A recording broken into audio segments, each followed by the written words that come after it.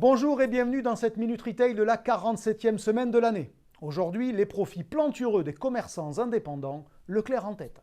Tous les ans, à pareille époque, mes camarades de Linéaire épluchent les bilans de plus de 2000 commerçants indépendants.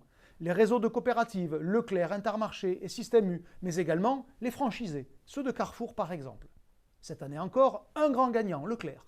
Selon Linéaire, les hyper de l'enseigne ont dégagé en moyenne 2,4% de résultats nets, ce qui représente la bagatelle d'1,5 million d'euros par magasin.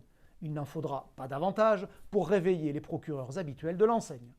Mais avec un brin d'ambition, rien n'empêche d'aller un cran plus loin et de chercher à comprendre les raisons du succès de l'épicier de Landerneau. Aucun doute, il y a dans sa stratégie une constance dont aucun de ses concurrents ne peut évidemment se revendiquer. Il y a évidemment aussi son efficacité à l'achat. C'est un euphémisme. Je me souviens d'Édouard Leclerc, devant ses ouailles, leur expliquer que le premier franc gagné l'est par principe à l'achat. Mais il y a surtout les vertus économiques du discount. Leclerc est factuellement l'enseigne la moins chère. Pas sur tous les produits, ni sur tous les rayons, non, mais en moyenne, si. La conséquence, c'est une attractivité commerciale supérieure aux autres. Donc des ventes plus élevées pour une même surface. C'est ce qu'on appelle le rendement. Sur ce critère, Leclerc affiche 13 000 euros par an et par mètre carré. Tous les autres, sans exception, sont derrière. Environ 10 000 euros pour Carrefour et Auchan par exemple.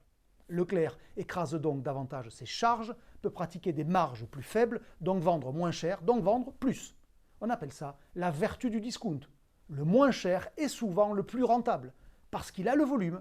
Rien de nouveau. Le premier à l'avoir démontré est Aristide Boucicaut avec le bon marché, c'était en 1852.